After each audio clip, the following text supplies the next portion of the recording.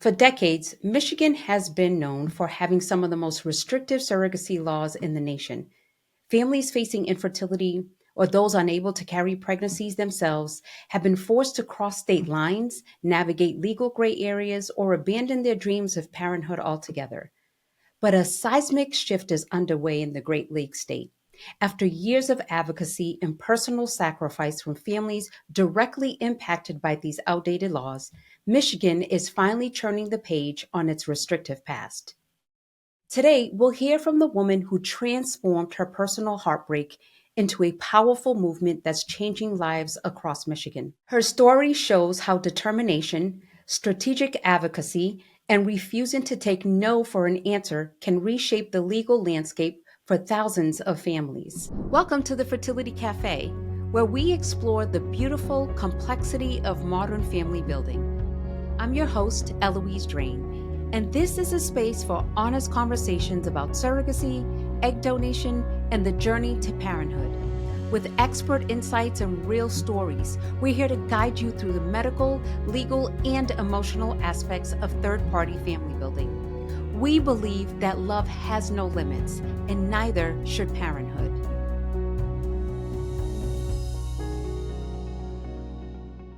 Welcome to Fertility Cafe. I'm your host, Eloise Drain. Today's episode takes us inside the remarkable transformation of Michigan's fertility and surrogacy laws. We'll explore how one woman's journey through infertility and surrogacy challenges led to the creation of the Michigan Fertility Alliance, and ultimately to the passage of the Michigan Family Protection Act, which is now officially in effect. Before we dive into everything, I want you to picture this for a second. You've just survived a life-threatening pregnancy. You're ready to grow your family, and then you find out it's illegal to do so in your own state. That's what today's guest's reality was. But instead of walking away, she rolled up her sleeves and helped change the law for every future family in Michigan. I'm thrilled to welcome Stephanie Jones, founder of the Michigan Fertility Alliance and a driving force behind Michigan's historic fertility law reforms. After facing life-threatening pregnancy complications and secondary infertility, Stephanie discovered that Michigan's laws ban surrogacy contracts, her only option to grow her family. Rather than accepting defeat, she channeled her business expertise as a company VP and her personal determination into founding the Michigan Fertility Alliance.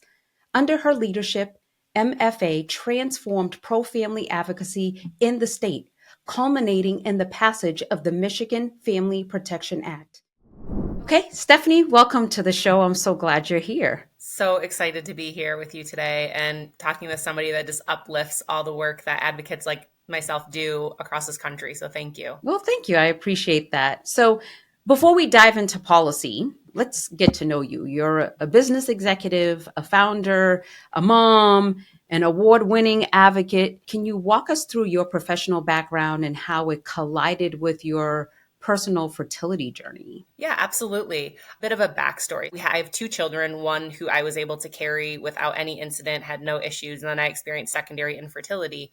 A lot of the skills that I developed as a business owner and as a leader, I put into practice when I founded the Michigan Fertility Alliance with really the goal was, I always say it was founded by accident. When I became unable to carry a pregnancy and found out that surrogacy was going to be our only option to have another child, and then to learn about Michigan's surrogacy ban while in a hospital recovery bed, recovering from the, surgery that had ended my ability to carry a pregnancy. At that moment, I went into doer mode. Everyone says I'm a doer. So it was like, what skills can I draw upon from my professional experience and my educational background as an engineer to put a project management. I mean, I don't mean to make it simplify it that much, but really this giant project that started in 2019 and here we are in 2025 with a law that just took effect on April 2nd. So that was in essence what I was able to leverage in my professional life to really benefit my advocacy life and get this law changed and make a meaningful impact for so many families in Michigan that start and grow through assisted reproduction and also across the country, right? Because people look to Michigan as kind of an example of how to do this in a time when it's challenging to get policy passed, and then use that as a springboard to start State Strong, which is a national coalition of state level advocacy groups. Looking back, do you think your turning point was when you were on that bed recovering, especially given this is such a private issue? So many people, it's like they don't even share with anybody that they're dealing with infertility, let alone, okay, now I have to work with a surrogate. And you go from that and having someone tell you like this is your only option, it being a private issue, to becoming so public and saying, okay, I have to do something about it. I mean, was that a thought for you at that time, or was it, let me just figure it out for myself and see if I can, help myself? Yeah, absolutely. I mean, you kind of, how you ended that question was exactly what actually happened. I know a lot of people think it's some like sexy story that it happened in this exact order, but there was a long time, a good period where I really kind of shut myself off to the world, and I had to, as self-preservation. I mean, I had went through a near-death experience in 2016 when I had the corneal ectopic pregnancy and a uterine rupture, and that was, I was in ICU for a week, and then to have a reoccurrence in 2018 that was a reoccurrence of a already medically rare type of complication, and then to be medically unexplainable how it happened again when we tried to get pregnant again. I spent a lot of time physically recovering, mentally recovering. There were, the exhaustion of just and the mental fatigue of just what that recovery looks like. And then the emotional component, like with my husband and my family, talking about that was going to look like. Then when we start to really dive into surrogacy, we learned about our horrific surrogacy laws in Michigan that basically make it impossible to move forward with a legally protected surrogacy arrangement in our state. Obviously, that isn't anymore, but what are our options? Then you start looking at the cost of surrogacy, and then you get even more crippled because how are you going to move forward with something? And it was much time spent in, I would say, like a crippled phase. And then I just finally realized that I was going to have to pull myself up by my bootstraps, and I was going to have to put one foot in front of the other to not only advocate, but to do the work that was going to be required to ultimately have our daughter was brought into this world by an amazing woman, a gestational carrier in Kentucky. So it was kind of two part. And then once I started getting, I feel like my sea legs with the surrogacy process, coming to terms with what that process is like, then I started to see like an opening for taking this anger, for lack of a better term, that I was experiencing, that I was forced to do all of this in an already very complicated process and make it even more complicated because our state laws. And then also understand that there were many people that couldn't do what we were doing because they don't have the resources to leave the state. Then I took that anger and kind of put it into action and started organically growing Michigan Fertility Alliance. But how did you start? Like, it's one thing to say, I've been in politics, I have a background in it, I've done, all kinds of stuff, to saying I wasn't really something that I was into, but I had this drive in me. I'm going to figure it out. Well, it all started with a Google search, I'll tell you that. I mean, I hate to make it so simplistic, but it was in the recovery room after the second surgery in 2018 when I Googled and learned about Michigan's ban on contractual and compensated surrogacy, which is legal surrogacy with legal protections. I learned about that, and that was really how it actually started. And then from there, I reached out to an organization and I said, I have this unique skill set. I really want to use it to change Michigan law. And that national organization got back to me and said, that's amazing, but there's really no group in Michigan doing that. And I thought to myself, well, I guess that's going to be what I start. So I would say it was started by accident, to be completely honest, right? You see a problem and you fix it, which many doers can appreciate that. Like, you're just going to fix it. I never set out to form Michigan Fertility Alliance. It was just to right a wrong, right? We needed to fix this law because it was antiquated. Surrogacy in Michigan was misrepresented, underrepresented. It was demoralizing. I mean, I could go on forever. Yep. So that is how Michigan Fertility Alliance actually started, was that moment when I was told, well, there's no one else doing the work. So it meant we were going to need to do the work. And then at that point, really started, I always say, it's like kind of like making a nest. That's the best example I can say is, you watch birds, it's the spring, building their nests, and they're gathering sticks and pieces from this, and they're being resourceful. And that's what ultimately I was doing, meeting the right people, having the right conversations, engaging with other advocates, collecting stories. We cataloged hundreds of stories of families across the state who needed assisted reproduction and had roadblocks, and talking to people who would be willing to share their story in a more public kind of setting. So at that moment, it's kind of interesting. I had been very private about my story. I really hadn't talked about it because it was extremely traumatic and I was not ready to talk about it. The PTSD just really wasn't, I got to doing things instead of actually dealing with my trauma. So it wasn't until, a couple years in that I was even comfortable sharing my story because we had to process a lot of the trauma that came along with it. That was because my family was in the room when I nearly died. My husband, all these things. I had my son my son was 3 at the time. Then it was more out of necessity. And this is kind of the part where I somewhat struggle with, because I feel like we're in a time now where we have no other option but to share our story, to humanize an issue that is very real. I didn't have an option. If I wasn't willing to share my story in a compelling way to tug on people's heartstrings to understand that this is a reality many people are facing, how was I going to affect change? And how was I going to lead other people to give them the confidence to share their story while keeping some things precious, right? I always say, share your story in a way while you still protect those things that are precious to you and your family and whatever seems private, what you want to keep private. So it's hard to be a leader and a servant leader when you weren't willing to. I came to terms with that, and I was able to, after I took Planned Parenthood storytelling class, I took many other storyteller classes, and I really learned how to tell my story in a way that was impactful to the listener, but meaningful to me as well. I love that. Yeah, I love that.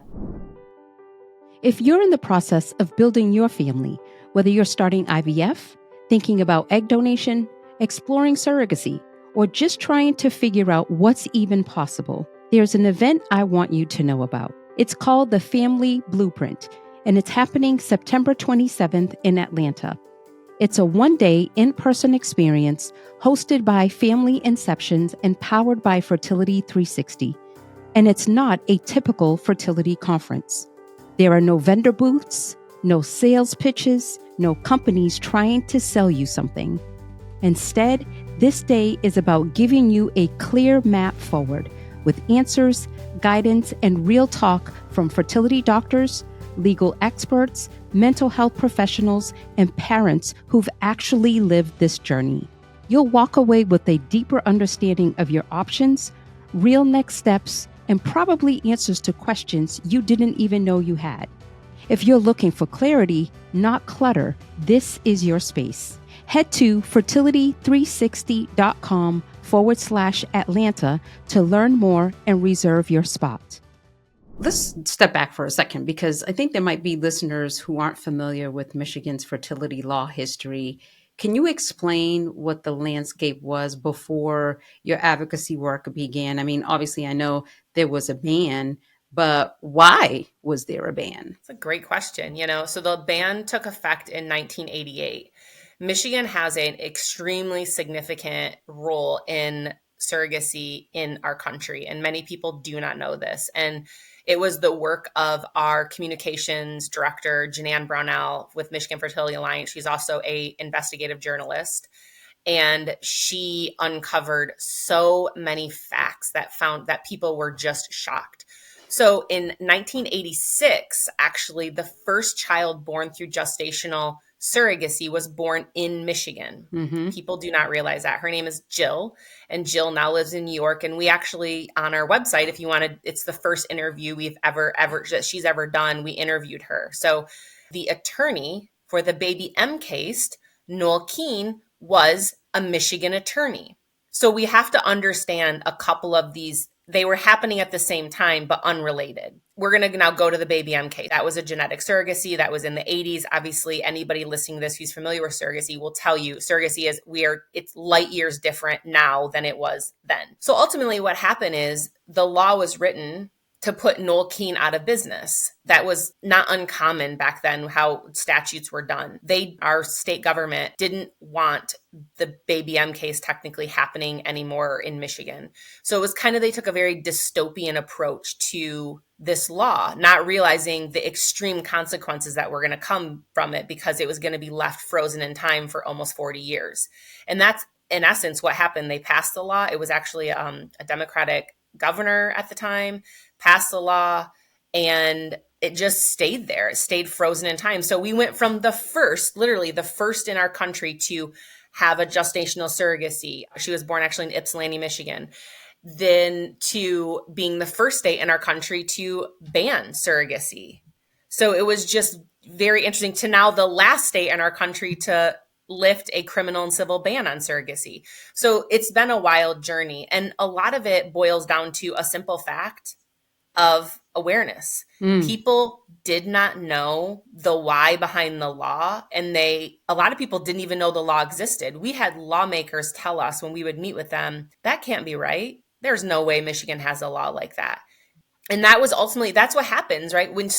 Especially when laws are written about medical practices and things that involve science and all of that, when left frozen in time, it's extremely harmful if you're not advocating and making your voice heard and organizing. And the fact that you are supposed to be lawmakers and you don't know that this law even exists is very telling, isn't it?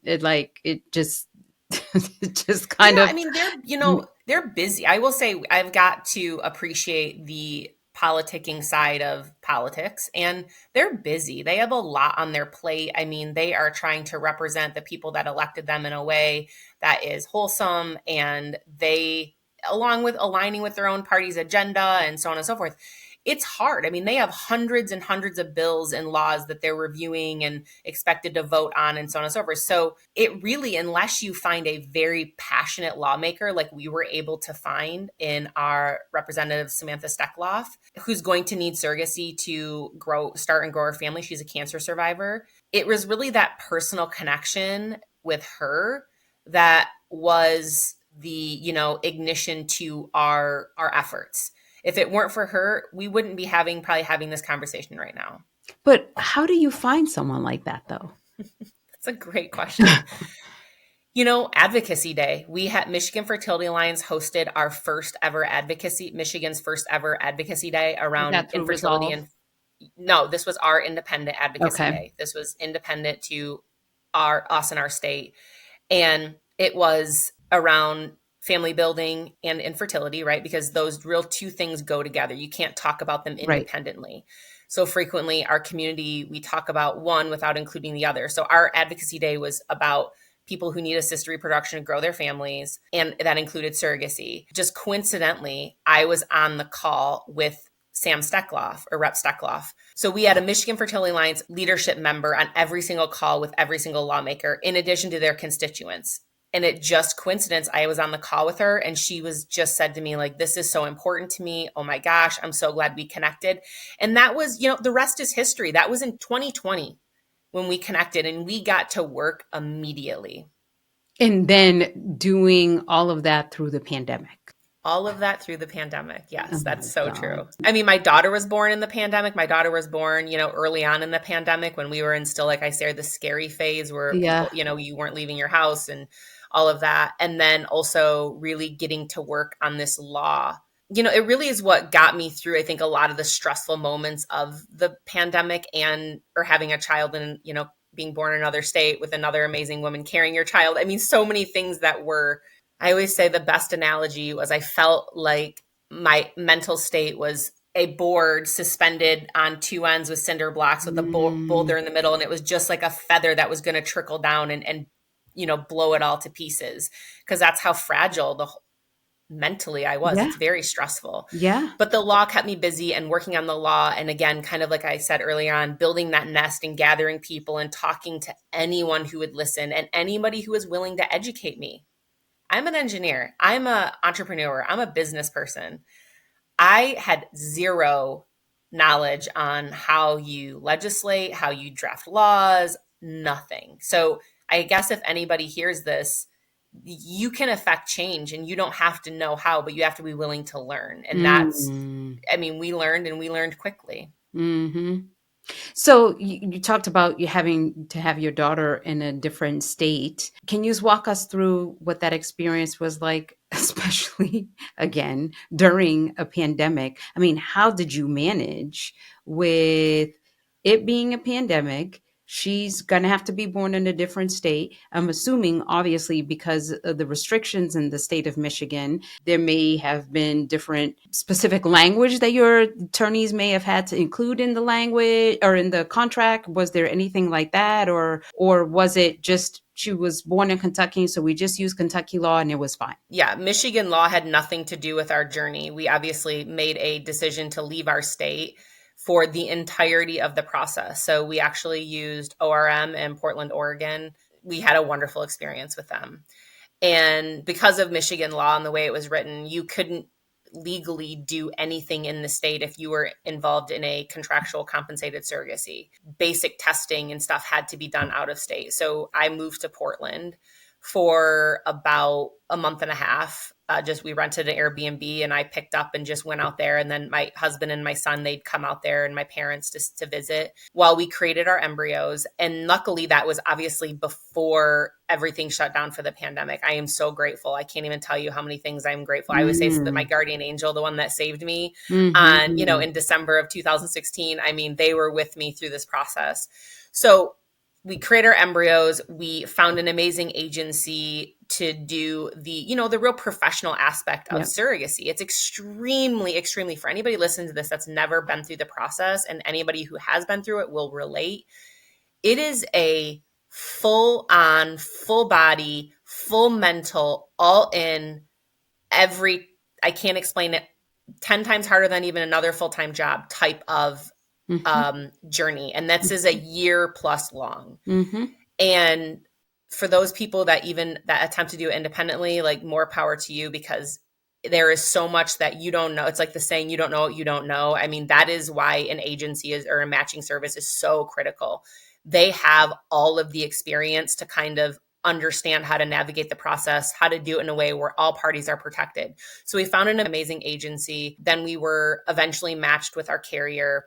Our carrier was actually based in Kentucky. So here we were from Michigan out in Portland, creating our embryos to be matched with a carrier in Kentucky. So our carrier and her spouse went back and forth a couple times for the mental health screening, the medical screening, so on and so forth, then going back for the transfer, and then back for at a home clinic for monitoring before being moved over to an OBGYN. To get to kind of the end of the story, at a couple weeks before our daughter was supposed to be born, and she was going to be born at the only hospital in Kentucky that had surrogacy protocol, meaning they knew how to handle a surrogacy. They understood who the parents were. They understood who the carrier was. They understood the process, which, again, it's an extremely complicated process. When it comes to, now we're talking about the parentage of a child, who gets to make those critical decisions. About 2 weeks before we were going to be going to, our carrier was going to have our daughter, COVID was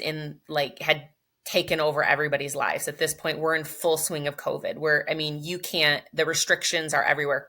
Kentucky had a 14-day quarantine before you could come into the state. You had to quarantine for 14 days. So very long story short, our carrier, or our OBGYN's secondary admitting privileges, were revoked from this hospital. So, Jesus. so we had to work with our attorney to work with the risk management team at the hospital that we were going to be delivering at, to write surrogacy protocol. Imagine. So, because obviously and also because we wanted to be in the room to see our Right. daughter born. That was a whole other component I haven't even Yeah. touched on. Not even just the legality of who gets the bracelets with the baby's name on Yeah. it, and making sure that they understand that the carrier isn't the parent. I mean, all of these things. Then it got to, well, we want to see our daughter be born. Well, at that point, most hospitals had a one person rule. It's the person delivering and one person. I mean, that was across the board. Well, I was certainly not going to ask our carrier to not have her support person in the room, because I do not think that that wasn't even on the table. I was not going to ask that. And if that came down to it, that was just a sacrifice that we were going to have to make. Just trust our carrier, as we had done for a year. We're able to negotiate with the hospital that if we signed this crazy affidavit that we wouldn't leave our house and all this stuff, we could actually be in the room to see our daughter be delivered. And that was one of the most life-changing moments of my life, which made me even more of an advocate for surrogacy, is to deliver your child from another woman. Literally deliver.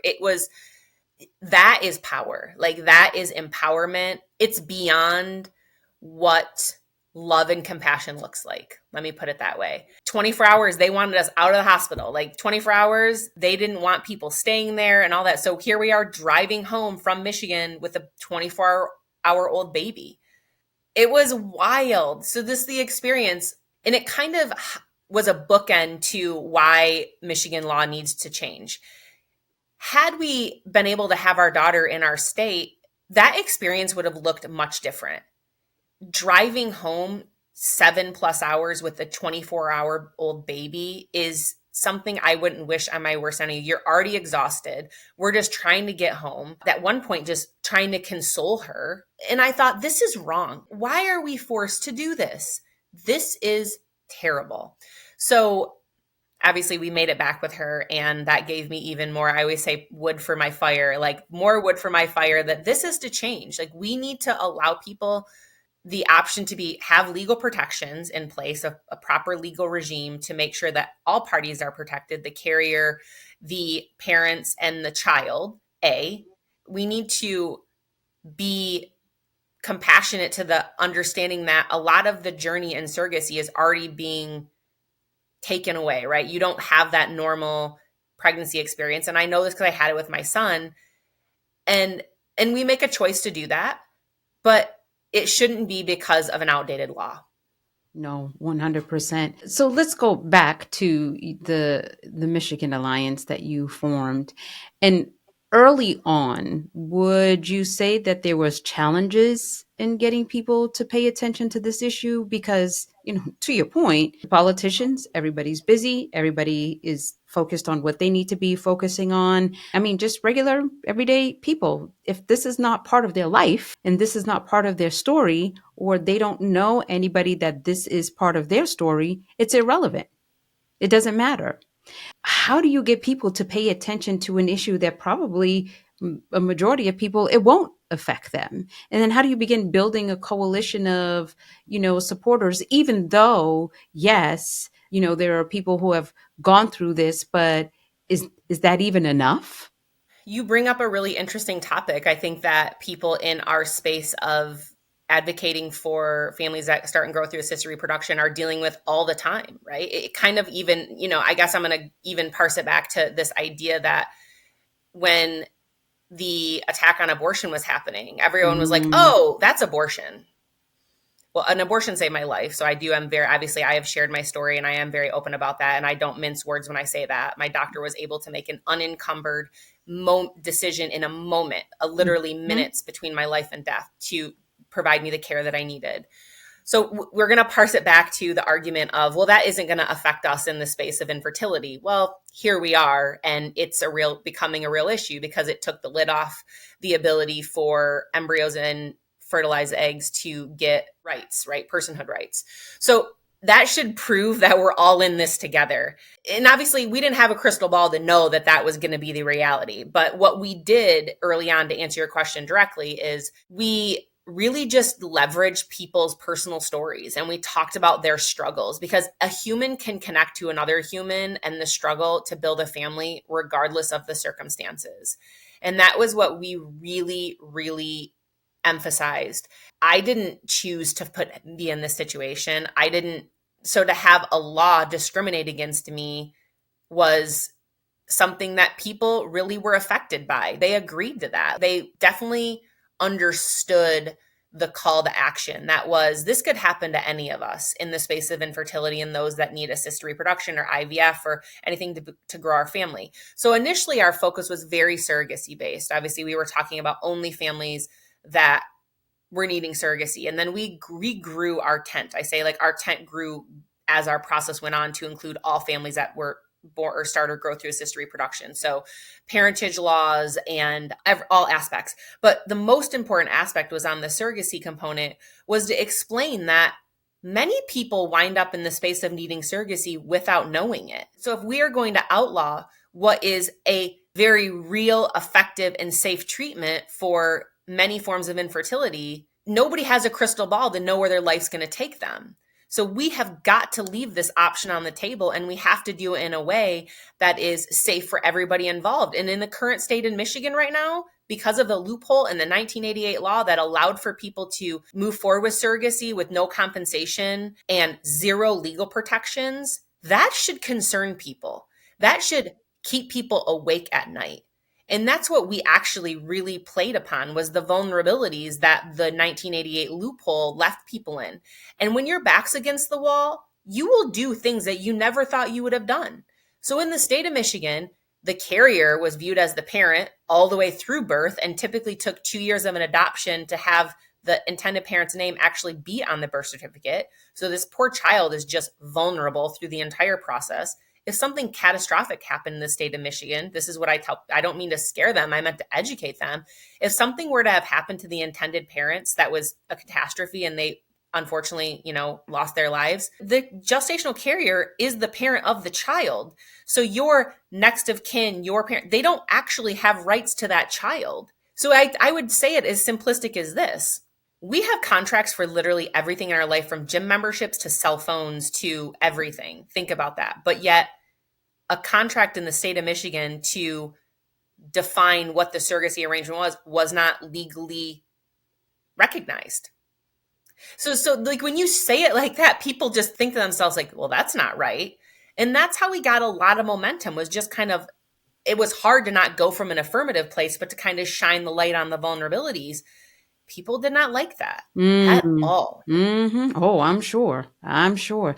How did you manage, though, all the responsibilities that you had? You're a new mom again.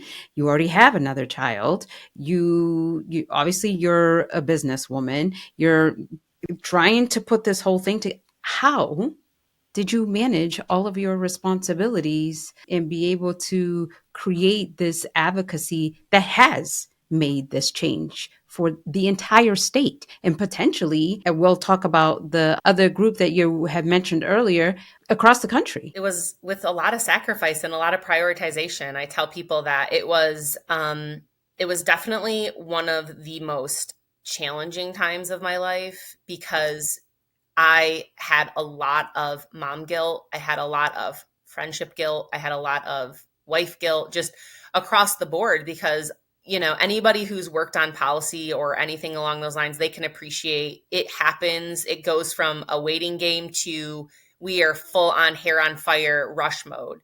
So a lot of things just had to be put on the back burner during that time. And it wasn't glamorous. And I definitely, even my self-care and things, and I wish I look back and I think, man, I really, really did not prioritize even myself and my health during that time. And, like the 15 pounds of cortisol weight I finally lost and all that. I mean, I see pictures of myself and I don't even recognize myself because of just how you could just tell how stressed I was. So I don't have a great answer. It was really just a project, tackling the next task at hand while also keeping all the other plates spinning in your life. The one critical thing I will say, is having a partner in life that supports your work and doesn't hold you in contempt. And that was something that, was really the secret sauce in everything that I've done. It's my husband. When I wasn't able to be present, he stepped up just like I would do for him. And again and again, it was just he never made me feel bad once. I had to cancel and stay home from a family vacation once because we got called into committee hearing. I mean, it's not for the faint of hearts. And that's what I tell people about this kind of work. And it isn't for everybody, but that's okay. You can still find your role. If you know that your role isn't taking a lead position, you can take a support position. You can show up and testify. You can share your story. You can write letters. You can show up to rallies. You can do advocacy days. You can call your lawmaker. But for the, handful of people that I feel like are willing to take it on, it's just about never taking no for an answer. And when one door closes, you just kick down another one. Mm-hmm. Mm-hmm. And you be honest, authentic, and trustworthy. That was one thing I never compromised on, was my values, my morals, and my word, and the trust that people put in me. If I ever felt like we were in a position that I had to compromise any of those things, the answer was always no. Mm, I love that. So let's talk about the actual Michigan Family Protection Act itself. What key change does it make to Michigan's fertility laws and parentage laws? It is a 9 bill package, and that's what a lot of people don't understand. And that's completely understandable, because who in their right mind would? It's very nuanced. So it is a act that is comprised of 9 separate bills. One component of the act is the surrogacy law. So it actually repeals the 1988 surrogate parenting ban, but then it puts in place a framework of laws that kind of govern both genetic surrogacy, so that's really important to talk about, as well as gestational surrogacy. So genetic surrogacy is the carrier also acts as the egg donor, and then in gestational surrogacy, the carrier has no genetic connection to the child. And it follows the Uniform Parentage Act, which is a wonderful set of kind of uniform law that was done in a bipartisan way across the country with the best of the best minds, experts, scholars in this area of law. So it pulls from the Uniform Parentage Act the sections that were going to benefit Michigan. So it puts in place new surrogacy law. And that surrogacy law has some really important components that people need to know, that, obviously we also have Prop 3 passed in Michigan, where a woman has the right to make all the decisions about their reproductive health and regarding, who their carriers or who their doctor is going to be, around termination, all those things. And so it adheres to the Prop 3 law, but it also puts in place important guidelines, like you have to be 21 years of age, you have to go through mental health screenings, you have to do all these other things, you have to have legal representation, independent legal representation by a Michigan attorney. So the carrier and the intended parents have to be represented by Michigan attorneys. That's something that's different than many other states.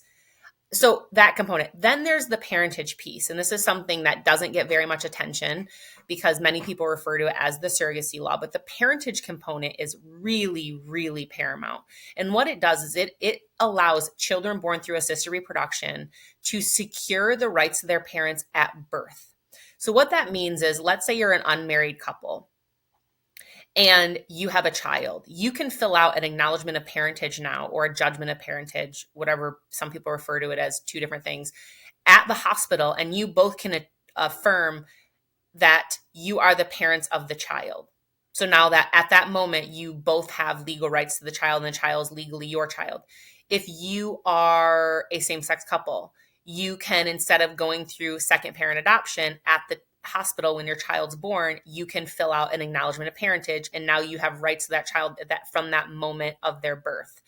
And you can fill an acknowledgement of parentage out up until the child is 18 years old. So what that does is it circumvents a lengthy, expensive adoption process that very much burdens our already burdened adoption system here in Michigan, like many other states. I don't have to talk about that. I know you had a guest on, or you had talked about a podcast before this, the why not just adopt, when people say that. But that's another big issue in the, kind of adoption space. So, and a lot of people, they can't afford to go through that process, or they just don't even realize they have to go through the process. So many issues that unknowingly left these children vulnerable, that it doesn't exist anymore.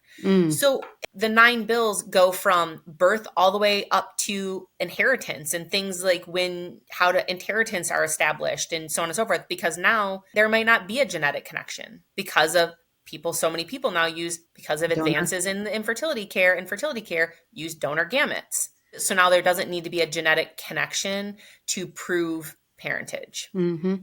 Final question. Tell us about State Strong and what makes this program unique, and how can people get involved? Yeah. Well, State Strong is a coalition of national, state level groups doing state level work. So kind of like Michigan Fertility Alliance, it's how do we make a network of similar organizations across our country where we can help each other in a meaningful way. So these are policy-focused organizations, or just policy-focused advocates. You don't have to be part of an organization. You can be an advocate who just really is interested in policy. And how do we work together to create smart policy, smart language that doesn't have unintentional consequences, that follows standard of care, that, is supported by experts, we kind of create that support network for across our country. And also we triage, right? When, let's say, someone's going into a committee hearing and they need help on messaging, or they need help on how to even set up a proper committee hearing, we can help them do that because we have a steering committee, and then we have members from varying different levels of expertise and experience.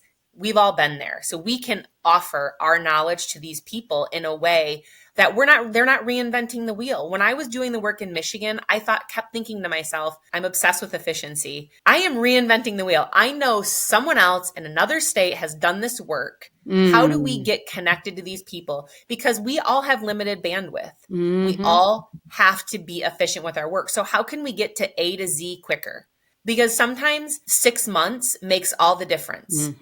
Especially with what's going on politically in our country and these wild times we find ourselves in. We have got to be able to act quickly and with confidence. And so frequently we work with advocates in other states, or I hear from them and they ask, is this right? Am I doing this right? Is this the right language? Oh, can somebody help me look at this? I heard back from this opposition and they want this, but I don't know how to respond. Well, now we can connect them with the people with the expertise and the knowledge who can help them respond. And that's really what State Strong is intended to do. As the name suggests, we want our advocates in states to feel stronger, to have better tools in their toolbox. And when they're in the trenches, we want them to know that there is a whole group of people behind them who is supporting them. Yeah. And it's about time. Because Lord knows, I've been saying for a long time, been in this space for over 20 years now. It's evolving and it's changing. And it's not about just us right now, the people that are enduring it right now. It's for our children and our grandchildren and their children. And however, it goes down the line until we don't have to deal with this stuff anymore. But right now, it's very prevalent. We have to do something. Like, we are living in the best time right now with the technology, with all of the things that we have. Like, now is the time that we have to do this. We have to be playing the short game and the long game all at the same time. And I find that so frequently, because that's what the opposition is doing. I hate to say that. I mean, they are doing both simultaneously when it comes to opposition against IVF, opposition against genetic testing, opposition against freezing embryos, opposition against, I could go on forever. We have to be doing the same. And we also have to be making sure that we're talking about terms that matter, right? We need to be talking about real IVF. What is real IVF? Real IVF is backed by medical evidence, right? That's what real IVF is, because we are in a time now where people are trying to define IVF as many other things than what it really is. We as advocates, and you might not even think of yourself as an advocate, but if you are a patient of going through IVF or someone who's benefited from it, meaning you are a grandparent or an aunt or an uncle or a best friend or whatever, we have got to be uplifting what real IVF is. I mean, we are in a time now where it's not so hard to talk about. I mean, this is not a narrative we are having openly, right? You go back 5 years ago, it was even 5 years. It was like people were very private. They were ashamed. They didn't want to be talking about it. And now it's like we need to be screaming this from the rooftops, because we are at a tipping point in this space where, could you imagine if the number of embryos you were able to create were limited and you weren't able to test those, or you weren't able to freeze them, or you were forced to donate them? We need to wake up. There's also, this big push of RRM, which is restorative reproductive medicine, which I imagine you've probably heard of that. Again, we need to be aware that cutting carbs out of your diet is not going to help you 90% of us get pregnant. I mean, there are so many things that we need to make sure that we are controlling the narrative and we are sharing the story and we are talking about the real process. Or again, they are going to tell the story for us. And it is not, when you talk about your kids and your friends' kids and your grandkids and all that, they are going to be the ones that pay in the long run. Yep, 100%. Stephanie, I cannot thank you enough for joining me. I know we were hounding you to come on to share, because I felt like this was such an important story to share, and what you've been doing and what you have been doing for years needs to be heard and it needs to be shared. And more people, need to start raising the hand and saying, hey, how can I help? Even in the smallest little ways, how can I help? So I really appreciate your time. How should listeners find you and then be able to say, hey, I'm willing to help. What can I do? Absolutely. You can go to statestrong.org. It's, can't forget that website. And we have a join tab on there where you can fill out a form to join State Strong as an advocate or an organization. You can go to Michigan Fertility Alliance, our website, and find our work there. I'm always available via email. I'm always happy to help anyone that is willing or interested in getting involved in policy advocacy, because I do say there are two very different components. There's advocacy in one sense where you're wanting to support others who are going through the same thing you are, and that's important. And then there's policy advocacy, which is a little bit different, where you are willing to lend your story in a way that will shape and form or reform policy decisions that are being made. So there's kind of two components, and one might be better fit for someone else. So if you're looking for the policy kind of avenue, please reach out. I am happy to direct you in the right places or get you connected with people in your state who are doing the work and would appreciate your expertise. And you don't have to know anything. You just have to be willing to learn. Yep. And willing to share. And share and not take no for an answer. Yes. Yes. Thank you so much, Stephanie, for your time. Thank you. I really appreciate this opportunity. I just cannot thank you enough. And I was so grateful to be asked to be on your show. Absolutely. Stephanie, thank you so much for being here. Your leadership has already made such a lasting impact, and I know it's only the beginning. To our listeners, Stephanie's journey reminds us that even the most entrenched laws can change when determined individuals decide to take action. If you'd like to learn more about the Michigan Fertility Alliance or connect with resources about fertility rights in your state, visit our website at thefertilitycafe.com, where we'll have links to all the resources mentioned in today's episode. You can also watch the full video version of this interview on our YouTube channel. Remember, love has no limits, neither should parenthood. Thank you for joining us at the Fertility Cafe. If you found value in today's episode, please subscribe, leave a review, and share with someone who might benefit from this information. You can find show notes and resources from this episode in the description or visit thefertilitycafe.com for more information.